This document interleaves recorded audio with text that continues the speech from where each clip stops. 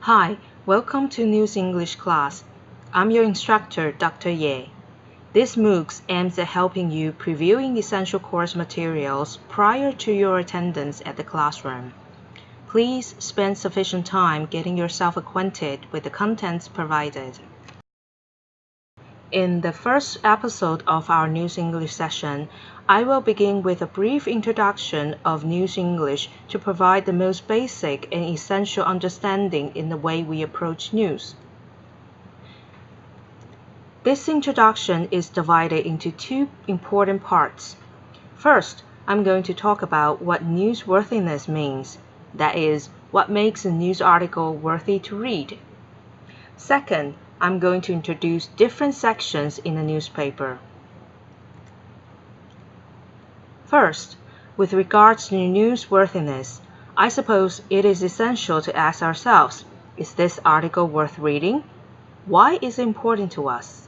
What level of significance does this news event carry? These questions boil down to the core issue by asking ourselves, what makes a story newsworthy? I have put together 5 categories to understand the concept of newsworthiness. First, we can consider timing. The word news literally means the story or issue being reported is new. Therefore, information of the very latest or the most current event counts in terms of timing. In other words, if events took place a long time ago, they are probably not that worthwhile to be reported considering its timing. Second, we will consider the significance of a news article.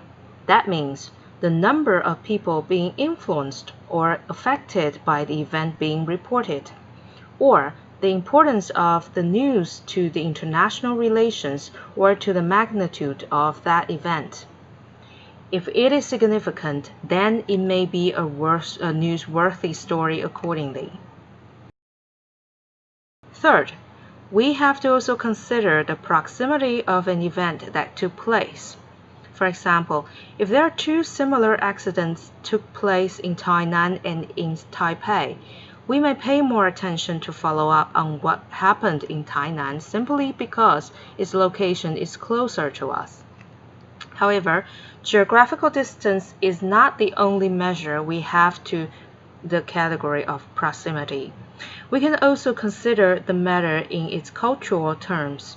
For instance, we might consider our national news to be more newsworthy than international news.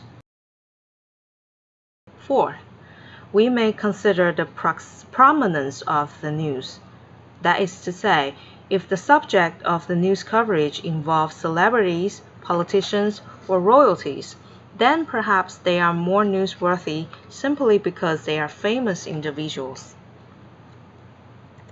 Finally, when a news article appeals to the sympathy or a sense of curiosity of the readers, that means the news caters to our human interest, which in turn will make the news more worthy to read. So here again, we have covered these 5 categories that constitute the worthiness of a story. They are timing, significance, proximity, prominence, and human interest.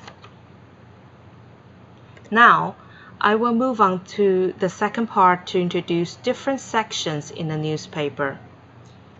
Here, I have listed the top 3 important sections of a newspaper. First, it is called the hard news because this type of news is very serious. This is also what comes to mind when we say the news. And the purpose of the story acts to inform readers of events that have happened within the recent past, usually the day before. It is usually found on the front page of a newspaper or at the very top of a news website. Therefore, they are the most important news that any reader can hardly overlook. Second, we have features, and these stories are generally longer and they go deeper into the subject matter.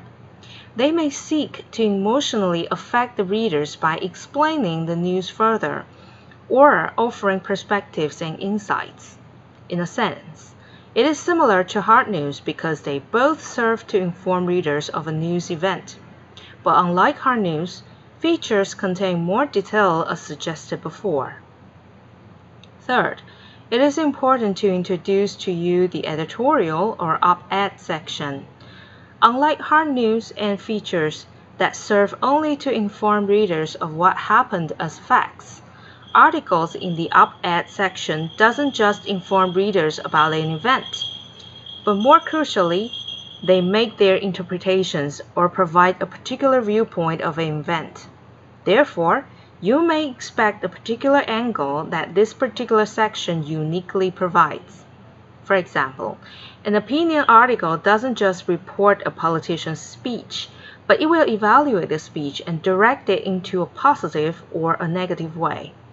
So, the editorial section contains a voice that acts to persuade readers into either way.